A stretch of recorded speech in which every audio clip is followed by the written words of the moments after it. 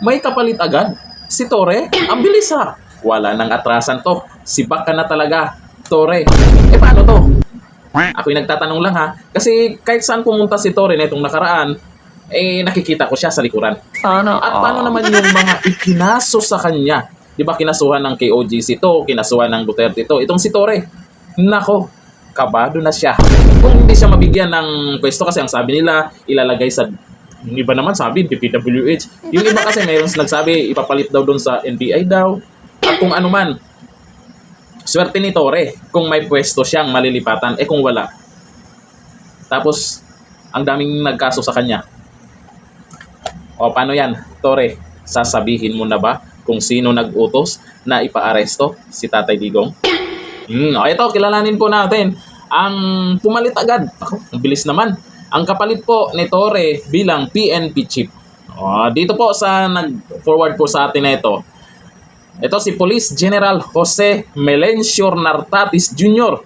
Itinalaga bilang bagong PNP chief. Batay sa dokumentong pirmado noong Agosto 2025, inendorso ni Executive Secretary Lucas Bersamin ang naturang appointment na aprobado mismo ng Pangulo.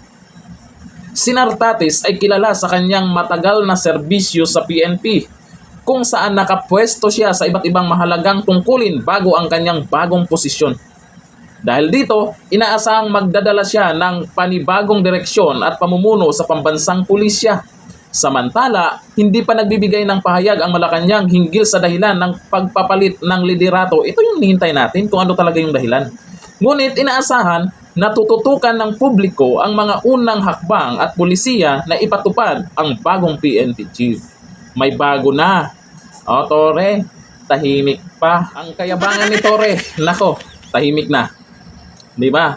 Tahimik na. Kasi sa totoo lang, maganda din naman yung mga gustong gawin ni Torre, lalo na yung 911 niya na 3 minutes quick response. Ang talagang kagustuhan niya doon, na andyan agad yung mga pulis. Maganda din naman yung mga naisip niya, yung mga plano niya.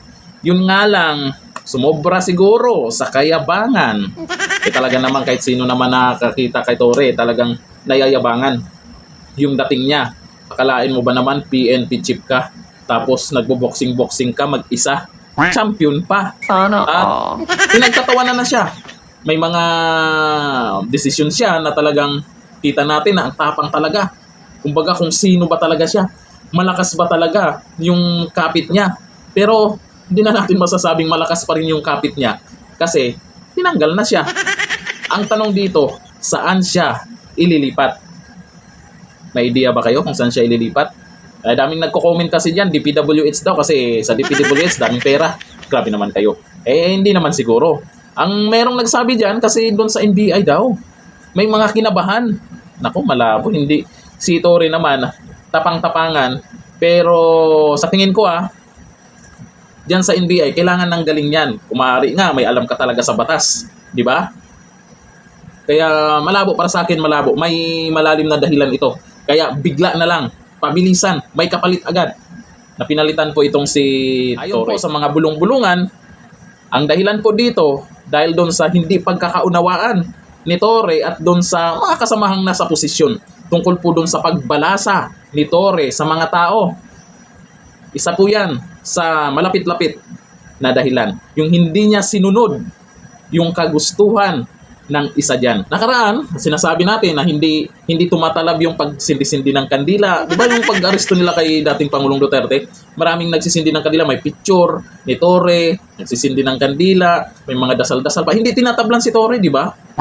Ngayon, mukhang tumalab na. Karma na ba?